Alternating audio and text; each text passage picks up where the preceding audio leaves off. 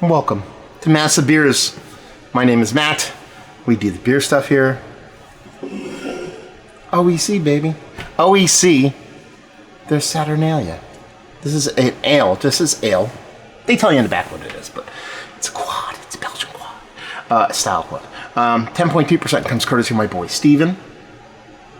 Let's read story time in the back. How don't we? Please do not age. Please recycle. Thanks. That is fantastic. They're just like, yeah, don't age. Please recycle. Thanks.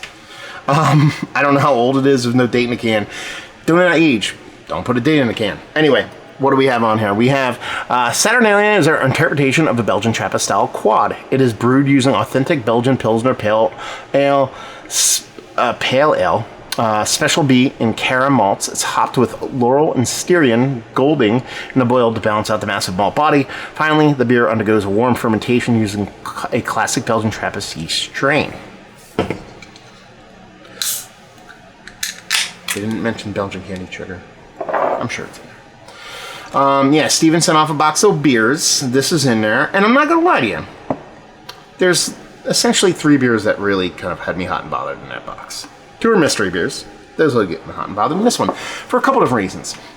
I love OEC. I think they're one of the most underrated, underappreciated is probably the better way to put it, breweries in the United States. They're out there, out in Connecticut, I believe. Actually, I can find out real quick when I look here at the address. Oxford, Connecticut, more specifically. I've been there.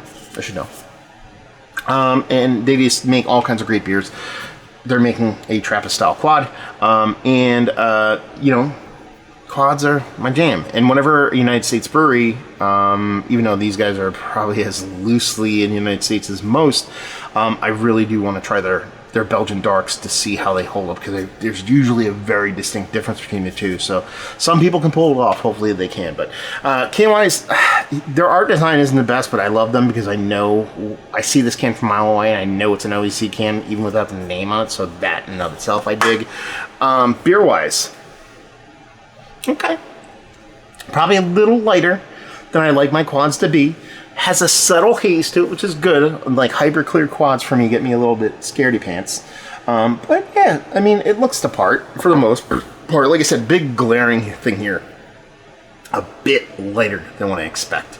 I can definitely see through this sucker pretty easily, even without pushing it up against some light. If I hold it up to a certain where on the camera, you probably say right there, you can see that light gleaming through the edge there. It's kind of how I see it when I buzz past the light. So that'd probably be my biggest knock, at least on looks. As far as everything else, spot on. Gave it a light little swirl. Head came back quite vibrant. Do it again. Look at that sucker come back. Let's get a nose. Okay. Yeah, it's really, it doesn't smell like a Belgian quad to me. That's it. End sentence. It smells a little bit, it's those Styrian Golding hops. It's hoppy. It comes off a little bit more kind of English ale kind of thing as opposed to a Belgian quad. There's no kind of pop of that sweetness, that Belgian candy sugar, that beet sugar coming through. We don't even know if it's there. There is a sweetness to it. A subtle little burnt brown sugar, but nothing caramel, date figgy, anything along those lines. No kind of rich red fruitiness, kind of fruit breadiness to it. It doesn't smell bad. But as a Trappist ale goes, at least aromatically, leaves a little bit to be desired. Let's put it that way. Not a negative nose, but I mean, I'm holding this up against Rochefort and St. Bernardus, even though they're not Trappist. Westfalen, like the goods, you know? It just leaves a little bit lacking. Nice malt base to it, a little bit of sweetness with that burnt brown sugar. Little bit of fruitiness, nondescript though. Kind of fruitiness on the nose. Done and done. We're just going to dive in, see where we end up. Cheers, y'all.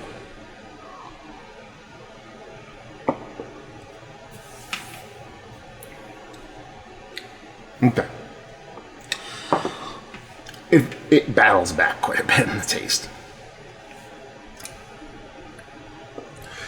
It's very much closer to what I expect. There's variance across all boards when it comes to Belgian quads, more specifically Trappist style quads.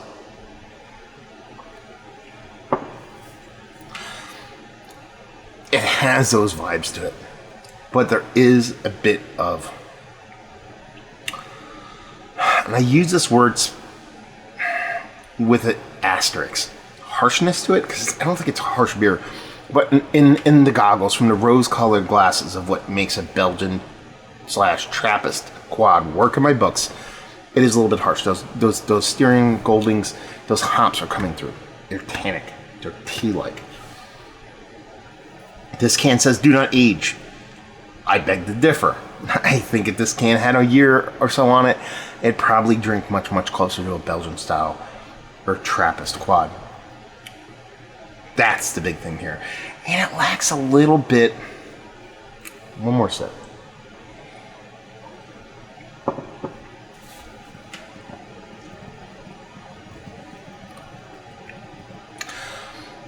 The sweetness is a little sharp for me.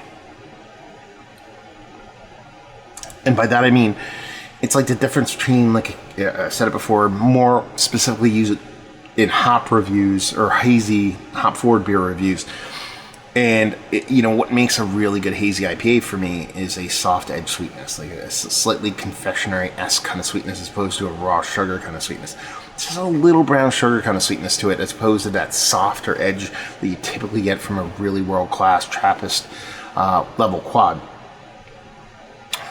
But outside of that, I mean, and this, again, I cut my teeth in craft beer and quads. That's what got me in love. Belgian darks and quads are what made me fall in love with beer to begin with. So you're kind of yours and breweries and the stuff that tumbles out of this guy's mouth. It's hard because it's like I feel like I have my finger on the pulse of Belgian darks is what I'm probably best at if I'm good at anything. So maybe I'm a little bit too critical. Maybe I'm a little bit too picky. Or maybe not, because then when a brewery really lands it for me, I'm just like over the moon. And while this is very, very tasty beer, it just comes off as an American brewery that's making like a Belgian / Trappist style quad. But it's a fun effort. It really, really is. If you temper that bittering, I think this beer goes a long way towards tasting a lot like a traditional Trappist style quad. Now you could be like, well, they're doing their interpretation. They actually call out, how do they say it? It's our interpretation of a Belgian Trappist style quad. And you'd be like, okay, fine, that's their interpretation. I think I'm allowed to get nitpicky here because they said it's our interpretation of a Belgian quad is quite a bit different than saying our interpretation of a Trappist, Belgian Trappist style quad. I think that's a very, very different distinction.